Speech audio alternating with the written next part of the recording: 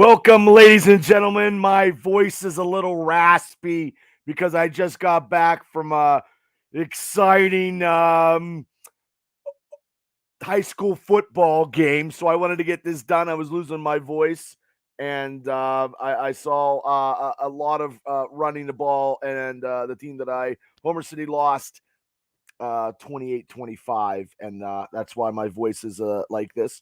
But the show must go on.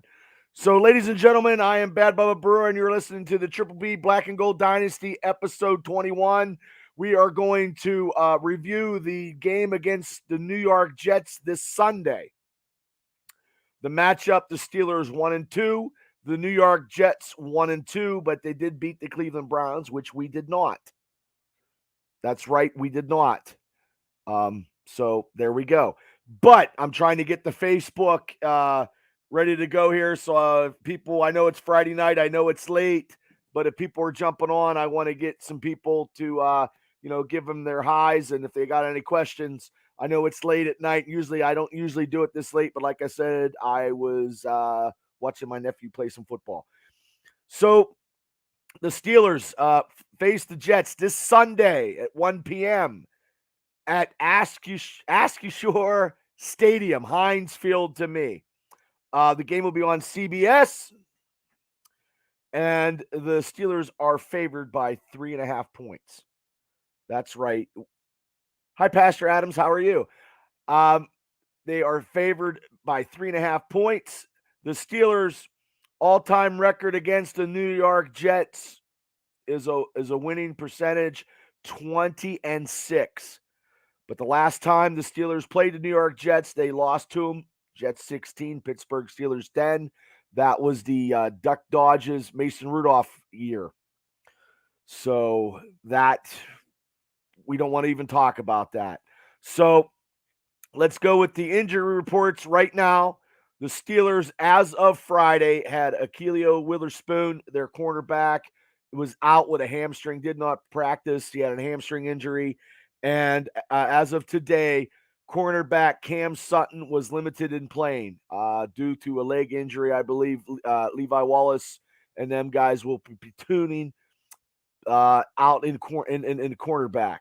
So, and also the Jets, they had the offensive tackle George Fant out on injured reserve, and linebacker Quincy Williams did not practice, and cornerback Brandon Eccles was limited. So we shall see what Sunday shall bring. I know Mitch was talking about doing things a little differently. Hopefully he can. Hopefully he can sustain a drive on third down and also get the second half going, because the Steelers on the second half in the last two games have been subpar at best. So, but Mitch did talk. Mitch is going to be your starter. The cheers for Kenny Pickett probably will be in effect come Sunday if they do not score. So, if they don't score, it could be a long game in Pittsburgh. So, but also, and a good positive thing, Highsmith is your sack leader in the NFL with 4.5 sacks. Highsmith is leading the NFL with 4.5 sacks. Hey, Booth, how you doing? How you feeling? I know you're on INR, an R&I. But, and also, Fitzpatrick was a full participant today's practice and yesterday's practice. He was in the concussion protocol, and I know all about the concussion protocol because I've had a couple concussions myself. So, but in the NFL, it's kind of crazy, and especially with the quarterback from the Dolphins.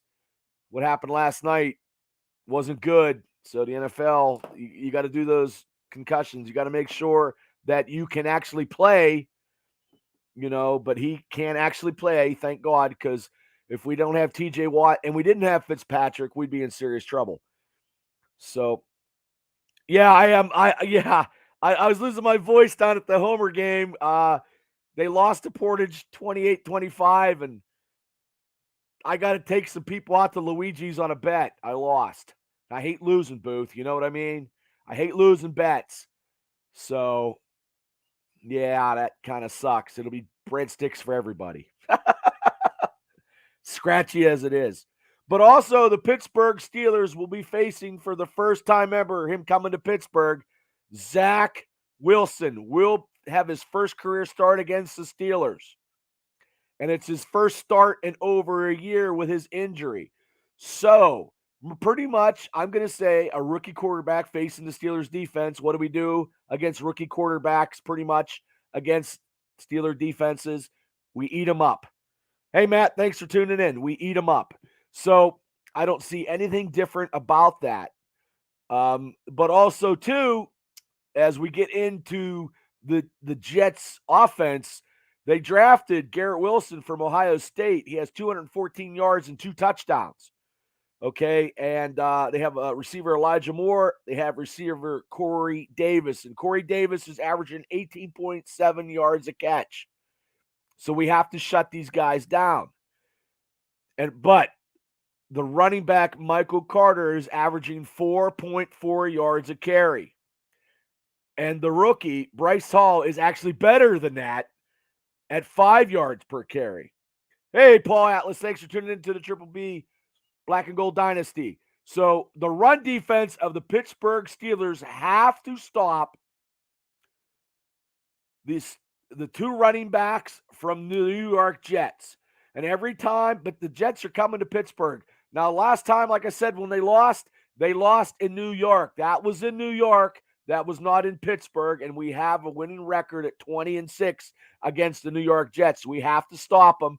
And the reason why the run defense is atrocious the last 2 games, they took out Tyson Alalalu and they put in Martavius Adams. So they switched up and they're moving stuff. So Mike Tomlin, in his greater glory, is taking people out.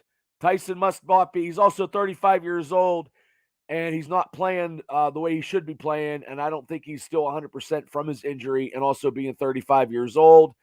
Situations do happen, but right now, Mr. Adams is actually playing better, so they put him in. So you can see that on the defensive line, guys.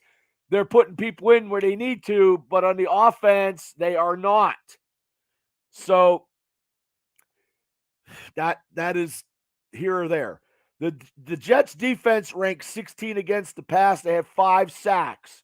Now, like I said before, which I thought the weakest part of the Steelers offense was the offensive line, I cannot say that as of right now. The Pittsburgh Steelers offensive line is a C+ and a B. It could be a B-. They're very good on their pass protection. So with the linebacker out from the New York Jets, I expect big things Sunday to happen in the offense. Because if they don't, the Pittsburgh Steelers fans are going to start chanting Kenny real quick, guys, if you know what I'm saying. So because where am I at here? Just making sure. Okay. But like I said, the Steelers defense allows 412 yards a game, which is way too much. And the offense is 279. That's what the Steelers average.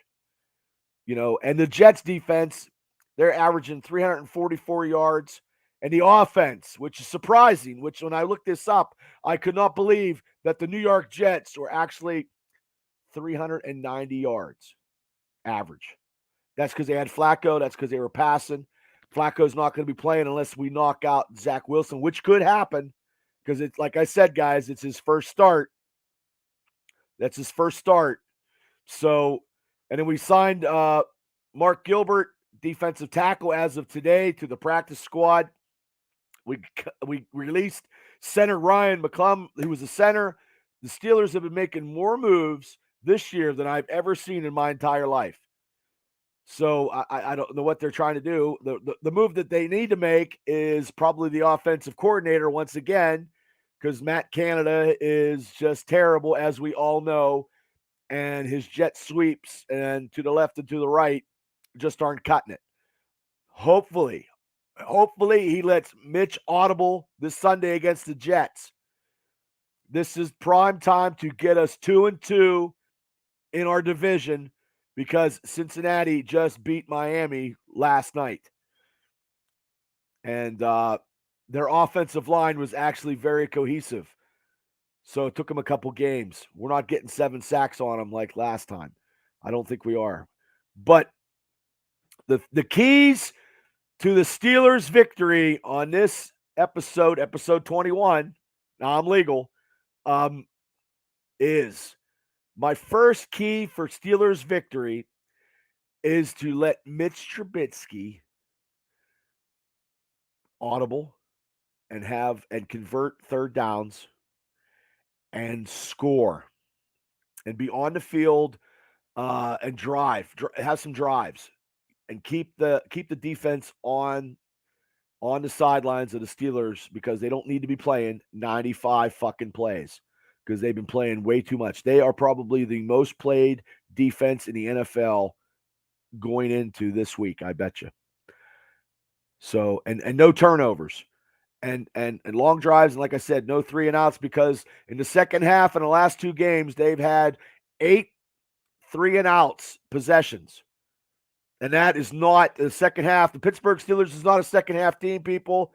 In the 2022 season, we can't score a lot because we have to keep the games close. Okay, my number 2 pick for the Steelers' key victory. The defense puts pressure on Zach Wilson. Run, pass, run, too predictable. I agree, Booth. Hey, how you doing, Benjamin? Thanks for tuning into the Triple B Black and Gold episode 21 preview of the New York Jets game. The Steelers defense, like I said, have to put pressure on Zach because Zach hasn't played in a year. Start Pickett, you say, Benjamin. They're not going to. And I bet you if Mitch actually, I'm getting off can here. If Mitch does not score some points and play the way that I believe he can play, the chance for Kenny Pickett will be so loud. Tomlin is going to have to take his headphones off, or he's going to have to put his headphones on, and he's just going to put his head down or put his hoodie up over his head. It's going to be that bad, and they haven't had that probably in many, many, many, many years. Benjamin says Pickett is better than Trubisky. I believe that. But I don't think the Steelers are going to let I don't think that they're going to let Kenny come in. And they're not even letting Mitch play the way Mitch could play. That's the sad part, Benjamin. All he does is roll out. I think Mitch is so scared he doesn't want to fuck up because he doesn't want to he just doesn't want to sit the bench and he doesn't want to be, a clipboard holder. Because once they make this change from Mitch to Kenny, Mitch will never, ever get to be the starting quarterback ever again for the Pittsburgh Steelers. It won't happen, but unless it's like injury, which I'm not looking at forward for anybody. So, but that is it's going to be crazy down there. They are going to be chanting for Kenny Pickett probably after, let's just say the second series. I'll go with the second series, guys. So anyway, back to my keys of victory. Like I said, the defense putting pressure on Zach. Oh, hi, Kelly. How are you? See, my voice is real scratchy. Yeah. Oh, it's hard. It's hard doing a podcast after you scream your head off and I lose a bet. But it was a good game. It was. And Vinnie Mac played a hell of a game. The defense has to put pressure on Zach, and they have to get off the field quickly and shut him down and stop him on third downs. They could not do what they've been doing on the last 2 halves of the last 2 games. They cannot be on that field for 80 to 90 plays. They cannot do that. Thanks for laughing. They can't do that. They have to stop, and they got to stop these running backs, and they have to play Steelers defense. And I know Cam Hayward didn't have a very good game last week. This week, I believe he will come through because he actually, the last couple of days, I don't know if you guys knew, Cam Hayward was doing something charity stuff for the 7 days, and then Cam's doing stuff with the community down there. So I mean, he's real charitable, which I understand. That's what they do, and he's been doing that. So the charity stops Sunday on the run defense of the Steelers. Benjamin, I got the Steelers winning game 24-17. I like that. I like that. We need to, if we lose to the fucking Jets, it's going to be bad because we got the Buffalo Bills coming next week. And then we're going right into the heart of that hard schedule. That schedule where you're going to have to drink a lot and you're going to have to do a lot of cocaine or you're going to have to do a lot of booze or something. I'm just kidding, people. But it's going to be the monster of the schedule. You know, it's so we have to be 2-2. There's a lot of teams out there way worse than Pittsburgh. The Raiders haven't even won a goddamn game yet. So it's still early. It's still early. I wanted Miami to beat Cincinnati for, Cincinnati to go 1-3 because that division is going to be tight. We're going to be tight in that division. So if we can get a couple games out of that monster schedule coming up next week, and hey, we went up to Buffalo last year and beat them. But we got to handle our business with the New York Jets.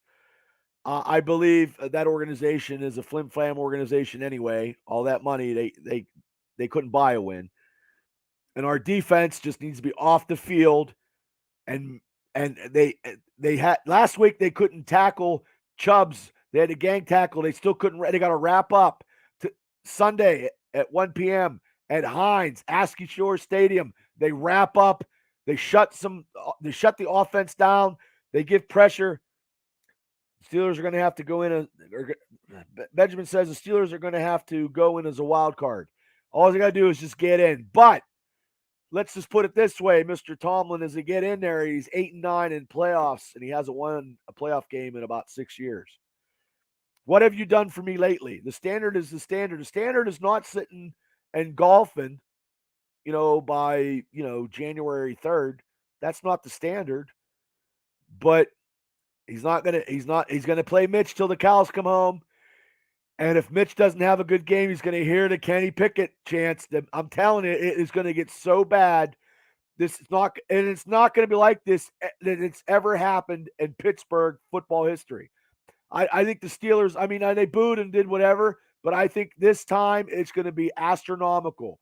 The chance for Kenny Pickett, if Mitch does not produce this Sunday, is going to be astronomical. Tomlin's going to have to do something eventually because he just doesn't want to say, hey, I can't make that choice because I don't want to say that I'm in the wrong.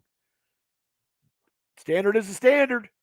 So, but also my third key for victory this Sunday against the New York Jets, like I said before, but in the last two games, we have not done this. We have to have some drives in the second half to produce some points. The Steelers are going to be like Homer.